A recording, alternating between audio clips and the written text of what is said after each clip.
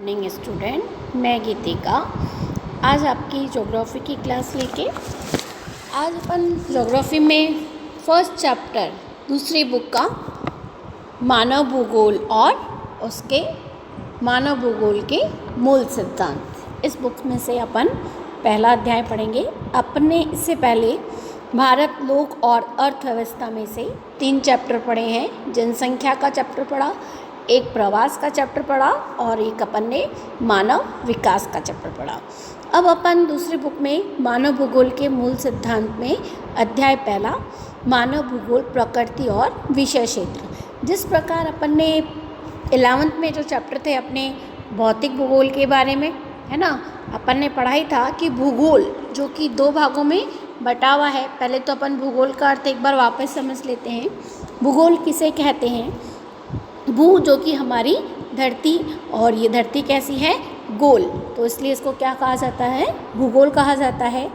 जिसको अर्थ निकलता है जियोग्राफी, जियो यानी कि हमारी धरती पृथ्वी, और ग्राफिक्स जो कि क्या कहलाता है? ग्राफिक्स यानी कि वर्णन करना, किसी चीज़ का वर्णन। तो पृथ्वी का वर्णन क्या कहलाता है? जियोग्राफिस। इसको भूगोल को 2 शाखाओं में बांटा हुआ है। यह अपन ने 11th में भी पढ़ा था, भौतिक भूगोल और मानव भूगोल। भौतिक भूगोल किसका वर्णन करता है? पर्यावरण का, भौतिक पर्यावरण का अध्ययन करता है। और मानव भूगोल जो है वो उसमें किसका अध्ययन किया जाता है? मानव के द्वारा जो पर्यावरण यानी कि मानव और भौतिक दोनों ही चीज़ों का जो अंतर संबंध है वो क्या कहलाता है? उनका दोनों का अंतर संबंधों का अध्ययन करना क्या कहलाता है? मानव भूगोल कहलाता है। इसमें किन किन चीज़ों का अध्ययन किया जाता है? जनसंख्या के वितरण का अध्ययन किया जाता है, मानव प्रजाति का अध्ययन किया जाता है, जनसंख्या घनत्व का अध्ययन, विकास का अध्ययन, जनांकीय लक्षण का अध्ययन और जन स्थानांतरण का बारे में अध्ययन किया जाना मानव भूगोल है। मानव भूगोल की परिभाषा देखो, सभी चीज़ों पे जो केंद्रित है। मानव भूगोल से क्या तात्पर्य है कि सभी चीज़ों का जो केंद्र है वो क्या है? मानव है। यानी कि हमें विभिन्न प्रकार की भौतिक पर्यावरण स्थितियाँ प्राप्त है, और इन भौतिक पर्यावरण स्थितियों के प्राप्त होने के साथ साथ में इसको उपयोगी किसने बनाया? मानव ने बनाया। तो मानव इसका केंद्रीकृत है और सभी क्रियाएं इसके चारों ओर घूमती हैं। तो मानव भूगोल की परिभाषा के रूप में मानव भूगोल वह विषय है जिसमें मनुष्य और वातावरण के पारस्परिक संबंधों का क्षेत्रीय आधार का वर्णन करते हैं। मानव भूगोल जो कि अस्थिर पृथ्वी क्या है? अस्थिर है, परिवर्तन प्रकृति का नियम है। पृथ्वी हमारी क्या है? अस्थिर है। ये पृथ्वी किसी भी मानव के बीच में परिवर्तन के संबंधों का वर्णन करना कहलाती है। ये किसके द्वारा परिभाषा दी गई है? एलन सैम्पल के द्वारा, जो कि एक अमेरिकन वैज्ञानिक भूगोलवेत्ता थी। यह मानव को परिभाषित करता है। अब अपन मानव भूगोल की प्रकृति का मानवीयकरण पढ़ेंगे। मानव भूगोल की प्रकृति में पर्यावरण और भौतिक पर्यावरण और मानव, जिससे में अपन ने यही पढ़ा कि मानव भूगोल से तो यही तात्पर्य भौतिक चीज़ों का मानवीय के द्वारा अंतर संबंध कहलाता है। तो सामाजिक पर्यावरण का अंतर संबंधों का अध्ययन करता है। समाज में होने वाली सांस्कृतिक, मनोरंजनात्मक और समाज में होने वाली सभी पर्यावरण दशाओं का अध्ययन जो है वो क्या कहलाता है? मानवीय भूगोल कहलाता है, मानवीयकरण कहलाता है। इसी के बाद में इसको मानवीय क्रियाकलापों के द्वारा, ये वैसे मैंने आपको समझा दिया है कि मानवीय क्रियाकलाप जो कि केंद्र बिंदु है, यानी कि मानव जो है उसके चारों, मानव केंद्र में है और उसके चारों ओर भौतिक क्रियाएं जो है प्रकृति से जुड़ी हुई सभी प्रक्रियाएं उससे जुड़ी हुई हैं। और यह प्रक्रियाएं जब आपस में एक दूसरे से मिलती हैं, यानी किसके द्वारा? देखो, मकान है ना, पृथ्वी के ऊपर मानव निर्मित है। किसने बनाया? मानव तो भगवान ने के द्वारा प्रतिपादित है। लेकिन इसको, प्रकृति को जो है वो हमें प्रकृति से जो भी चीज़ें प्राप्त हैं उनसे हमने क्या बनाया? जैसे कि आपने हमें मिट्टी दी तो हमने उसके लिए क्या किया, हमने उसका मिट्टी से कप बनाया और आपने हमें कई प्रकार से उसको पेड़ पौधे आपने हमें मिट्टी दी तो हमने वन के पदार्थ बनाए, सूर्य की रोशनी दी, मस्जिद बनाए, अस्पताल बनाए, बस स्टैंड बनाए, रेलवे स्टेशन बनाए, हवाई अड्डे, सब इन सभी का अध्ययन जो है वो किसके द्वारा, मानव भूगोल के अंतर्गत आता है। मानवीय क्रियाकलापों का विकास कब, क्यों, कैसे हुआ, ये अपन ने 11th में भी पढ़ा था कि भौगोलिक क्रियाओं की दृष्टि से यह मानव भूगोल की प्रकृति को दर्शाता है। हैटिंगटन ने इसको दो भागों में, क्षेत्रीय अध्ययन को दो वर्गों में बांटा है, भौतिक दशाएं और मानवीय अनुक्रियाएं। ठीक है, भौतिक यानी कि जो पृथ्वी से प्राकृतिक दशाओं के द्वारा निर्मित है और उसका जो वर्णन है वो किसने किया, मानव ने किया। तो वह सब किससे निर्धारित है, मानवीय क्रियाकलापों से निर्धारित मानी गई हैं। मानव भूगोल जो है वो केंद्रित विज्ञान है। मानव भूगोल एक पारिस्थितिकी है। मानव भूगोल जो है वो एक पार्थिव एकता से संबंधित बताया जाता है, क्योंकि हमारी सभी क्रियाएं जो है एकता में निर्भर है। हम अलग अलग क्षेत्रों के आधार पर इनकी भिन्नताओं पर भी आधारित हैं। तो इसके विषय क्षेत्र, मानव भूगोल में किन किन विषय क्षेत्रों का अध्ययन किया जाता है। सबसे पहला जनसंख्या और उसकी क्षमता का अध्ययन। जैसे अपन ने पढ़ा था कि मानव भूगोल में हम जनसंख्या में अब क्या पढ़ेंगे, जनसंख्या वितरण, जनसंख्या घनत्व, जनसंख्या वृद्धि, जन्म दर, मृत्यु दर, इन सब का जो वर्णन है वो किस में किया जाता है, जनसंख्या में किया जाता है। प्रदेश के संसाधनों का उपयोग व नियोजन, संसाधन हमें प्रकृति से प्राप्त होते हैं और उन्हें उपयोगी किसने बनाया, मानव ने बनाया। तो इन सबको योजनाओं के अनुसार उन संसाधनों का उपयोग करना मानव ने किया। तो यह सभी मानव भूगोल के विषय क्षेत्र के अंतर्गत आते हैं। नेक्स्ट है सांस्कृतिक वातावरण समायोजन का अध्ययन। मनोरंजनात्मक जो भी चीज़ें हैं, जैसे कि हमें पेड़ पौधे दिखाई देते हैं, हमें पशु पक्षी जो नज़र आते हैं, इन सभियों का अध्ययन करना, इन सभी चीज़ों के बारे में जानकारी प्राप्त करना, ये सभी क्या कहलाता है, सांस्कृतिक वातावरण कहलाता है। वातावरण समायोजन का अध्ययन, हम इन सभी चीज़ों को किसमें, वातावरण से जोड़कर करते हैं कि नहीं करते हैं। जैसे सूर्य से हमें, जिसको बोलते हैं ना, एनवायरनमेंट से जोड़कर हम सभी क्रियाओं को करने की कोशिश करते हैं। साथ में वातावरण समायोजन की कालिक अनुक्रम, कालिक से मतलब क्या है, यहाँ पे ऐतिहासिक चीज़ों से वर्णन है, यानी कि पुरानी चीज़ों के बारे में जानकारी प्राप्त करके आज की नई चीज़ की प्राप्ति करना क्या कहलाता है, कालिक अनुक्रमण कहलाता है। नेक्स्ट है मानव भूगोल का विकास, प्राचीन काल, मध्यकाल और आधुनिक काल, है ना। इसको मैंने आपको बताया, हैटिंगटन ने मानव के कितने भागों में बांटा है अध्ययन क्षेत्र को, दो भागों में, भौतिक और मानवीय अनुक्रिया। तो इसके बाद में है मानव भूगोल का विकास।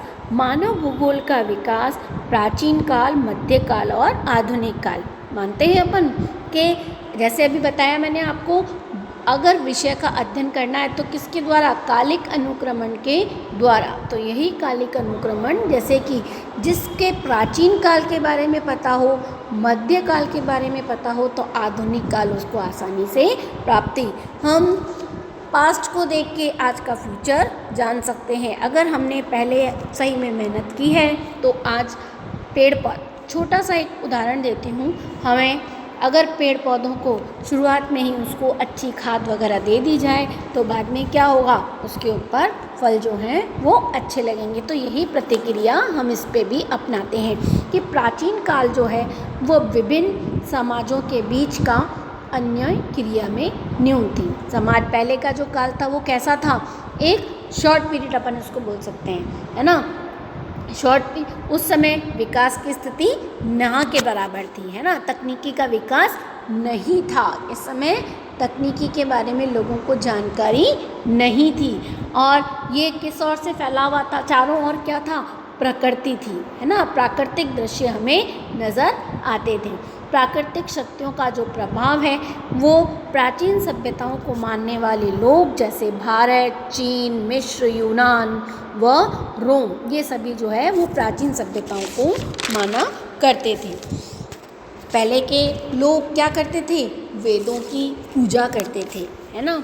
आज पहले का जो मानव था वो क्या करता था? वेदों की पूजा करता था, अग्नि की पूजा करता था, सूर्य की पूजा करता था, वर्षा आदि। पर ये सब जो किससे जुड़े हुए थे? प्राकृतिक चीज़ों से जुड़े हुए थे। थॉमसन व एनिक्समैन ने जलवायु, वनस्पति व मानव समाजों का वर्णन किया है। आपको कुछ ये चीज़ें ध्यान रखनी होगी कि ये कहाँ के वैज्ञानिक थे, दार्शनिक थे? यूनानिक दार्शनिक थे, जिन्होंने कि थॉमसन और एनिक्समैंडर, जो कि जलवायु, वनस्पति और मानव समाजों का जिन्होंने वर्णन किया था। अरस्तु ने भी वातावरण के प्रभाव की वजह से ही ठंडे प्रदेशों के मानव को बहादुर परंतु चिंतन में कमज़ोर बताया, जबकि एशिया के लोगों को सुस्त व चिंतनशील बताया था।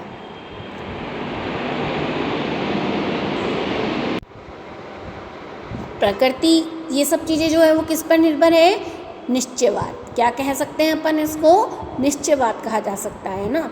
जैसे कि यह निश्चयवाद क्यों कहा गया? क्योंकि इस समय मानव जो है वो किससे जुड़ा हुआ था? प्रकृति से जुड़ा हुआ था। और आज का मानव जो है वो किससे जुड़ा हुआ है? आधुनिक काल से जुड़ा हुआ है, ठीक है। तो अरस्तु ने वातावरण के प्रभाव की वजह से ठंडे प्रदेशों को, मानव को बहादुर परंतु चिंतन में कमज़ोर भी बताया है। और इसी के आगे हेरोडोटस इतिहास के पिता कहा जाता है, जैसे कि हेकेटियर्स को जो है वो भूगोल के पिता कहा जाता है। वातावरण का उल्लेख किया है और स्थायी कृषिक जातियों के जीवन पर वातावरण के प्रभाव का भी उल्लेख किया है। हेकेटियर्स विश्व के बारे में उपलब्ध भौगोलिक ज्ञान को व्यवस्थित रूप में, है ना, देखो भूगोल के बारे में, इस चीज़ को आप ध्यान से सुने। हेकेटियर्स जो कि किस रूप में? विश्व के बारे में भौगोलिक ज्ञान को व्यवस्थित रूप में। देखो भूगोल के बारे में पहले जो बहुत सारे जनक हुए, बहुत सारी बातें बताई गई, लेकिन उसको व्यवस्थित रूप से, यानी कि भूगोल शब्द को व्यवस्थित रूप से करने का जो श्रेय है वो किसको माना जाता है? हेकेटियर्स को। इसीलिए इसको क्या कहा जाता है? भूगोल का जनक कहा जाता है। स्ट्रैबो व उसके समकालीन रोमन भूगोलवेत्ता में मानव व उसकी प्रगति के स्तर पर भू परिस्थिति के स्वरूपों के प्रभाव को और भी अत्यधिक स्पष्ट किया है, ठीक है। यह कि समकालीन, जैसे मैंने बताया ना, पुरानी चीज़ों को जाए देखकर आज की चीज़ों के बारे में जानकारी प्राप्त करना आसानी हो जाती है, वही बातें हैं। दूसरा है हमारा मध्यकाल। मध्यकाल, जिसको कि पहले काल को क्या कहा गया? निश्चयवाद। क्या कहा जाता है इसको? निश्चयवाद। इस समय व्यक्ति जो है वो किससे जुड़ा हुआ था? प्रकृति से जुड़ा हुआ था, वातावरण से, ठीक है। और आज का जो मानव है वो किससे जुड़ा हुआ है? वातावरण से जुड़ा हुआ है, लेकिन वह बोलते ना कि उस समय मानव प्रकृति का दास था और आज जो है वो प्रकृति मानव की दास के रूप में माना जाता है। तो इन दोनों के बीच का जो काल है वो क्या कहा गया? मध्यकाल। मध्यकाल उपनिवेशिक काल था, है ना। इस समय क्या हो चुका था? एक देश दूसरे देशों के बीच में उपनिवेशिक था, यानी कि उनकी स्वतंत्र नहीं था, है ना। व्यापारिक रुचियों के नए नए क्षेत्र, खोज, अन्वेषण आगे बढ़ने लगे थे और लोगों को जानकारी भी प्राप्त होने लगी थी। नेक्स्ट था आधुनिक काल। इस काल में शुरुआत क्षेत्र जर्मन के भूगोलवेत्ता के द्वारा जाता है। उसमें फ्रांस, ब्रिटेन, ग्रेट ब्रिटेन, संयुक्त राज्य अमेरिका में भी मानव भूगोल का विकास हो चुका था। कुछ मैंने आप लोगों को भूगोलवेत्ताओं के नाम प्रतिपादित किए हैं, एग्ज़ाम में आते हैं कि कौन कहाँ का भूगोलवेत्ता है। 2020 में ये कुछ क्वेश्चन आए भी थे। इसमें जैसे कि जर्मन भूगोलवेत्ता, है ना, German भूगोलवेत्ता Humboldt, कॉलरिटर, pencil, रिchthofen, Frederick Ratzel, जिसको कि मानव भूगोल के जन्मदाता कहा जाता है। फ्रांसीसी भूगोलवेत्ता में ब्रेडाल्डी, ब्लास, जीन बुश, दी मार्टिन, डिमाजिया, फेबे। अमेरिकन भूगोलवेत्ता में एलन सैम्पल। एलन सैम्पल क्या थी? ये फ्रेडरिक रेटजल की शिष्या थी। हैटिगटन, वुमैन, कॉलसावर, ग्रिफिथ टेलर, ठीक है, ये सब जो थे इनके, और ब्रिटेन के भूगोलवेता हर्बर्टसन, मेडिकर्ट, शक्सी, फ्लोअर, ये सब भूगोलवेताओं के नाम आपके एग्ज़ाम में कई बार आ चुके हैं, इसलिए आप इनको याद करें। नेक्स्ट टॉपिक है अपना नियतिवाद, निश्चयवाद, संभववाद। ये सब हमारे, इनको बोल सकते हैं मानव भूगोल की कुछ विचारधाराएं हैं जो कि आज के लिए अति आवश्यक मानी जाती है। देखो, निश्चयवाद, नियतिवाद और प्रकृतिवाद तीनों एक ही बात है। तो निश्चयवाद, नियतिवाद व प्रकृतिवाद, इस समय मानव जो था वो क्या था, प्रकृति को अत्यधिक प्रभावी था, प्रकृति से जुड़ा हुआ था और आवश्यक स्थिति थी, नितांत वह जरूरी माना जाता था, प्रकृति इसके बिना नहीं चल सकती थी, है ना। मानव जो है वो प्रकृति का दास था। और इसके जो विचारक थे वो कौन कौन थे, इस नियतिवाद को किस किस ने दिया था, फ्रेडरिक रेटजल और उनके शिष्य एलन सैम्पल ने। संभववाद, नियतिवाद और निश्चयवाद, नवनिश्चयवाद, इन दोनों के बीच की जो कड़ी है वो कहलाती है, नियतिवाद और संभववाद के बीच की जो कड़ी है वो कहलाती है नवनियतिवाद। अब अपन इसको कह सकते हैं, ये क्या था, प्राचीन काल, ये क्या था, मध्यकाल, और ये क्या है, संभववाद, ठीक है, यानी कि आधुनिक काल। तो इन सब के बारे में जानकारी प्राप्त करना, जैसे कि संभववाद, अब क्या है, सभी स्वतंत्रता की स्थिति में इस समय क्या थे, सब जो प्रकृति से जुड़े हुए थे। तो इन दोनों के बीच की जो कड़ी है वो कहलाती है नवनिश्चयवाद। इस समय संभववाद में मानव प्रकृति का स्वामी है, ठीक है ना। इस समय क्या था, मानव जो है वो खुद प्रकृति से जुड़ा हुआ तो है, लेकिन मानव इसमें केंद्र बिंदु बताया है, और इसमें केंद्र बिंदु कौन है, प्रकृति है ना।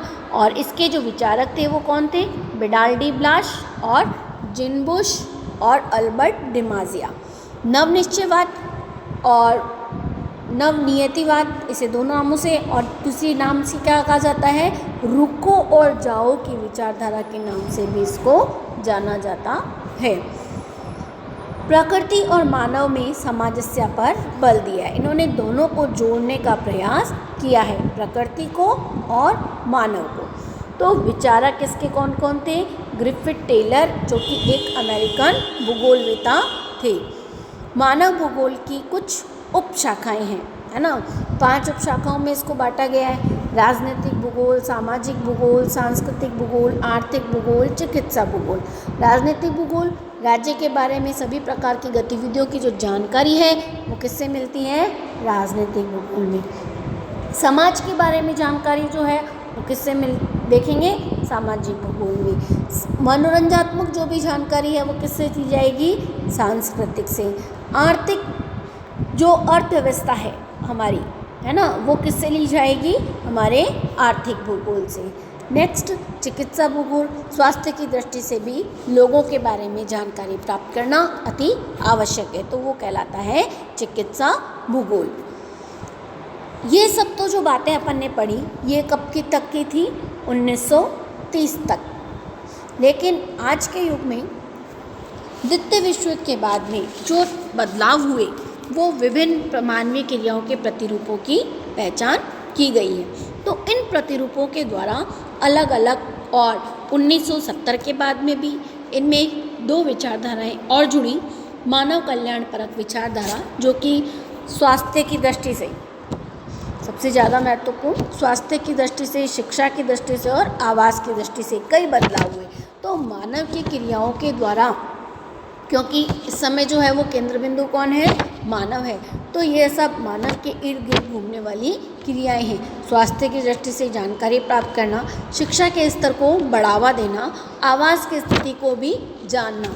और नेक्स्ट है आचरण परक विचारधारा, ये पर्यावरण आर्थिक लाभ प्रदान करना नहीं, जबकि निरंतर विकास के साथ। अब अपन क्या कह सकते हैं, आर्थिक स्थिति से ही नहीं, जबकि किससे द्वारा, सतत विकास, है ना। आर्थिक विकास यानी कि सतत विकास, मानव विकास वाले अपन ने टॉपिक में पढ़ा था सतत विकास, है ना। तो यह सतत विकास जो कि किसी को समय के महत्व के द्वारा अध्ययन के क्षेत्र में अधिक जानकारी प्राप्त करना, विषयों के साथ और भी अत्यधिक बढ़े, है ना। और विश्व में यह शाखा आज एक भूगोल के रूप में ली जा रही है। तो इसी के द्वारा सतत विकास से क्या तात्पर्य है, विकास तो हो लेकिन वह कैसा हो कि किसी को अनहोनी ना हो, यानी कि किसी को नुकसान ना हो। तो इस प्रकार का जो विकास है वो क्या कहलाता है, सतत विकास की प्रक्रिया कहलाती है।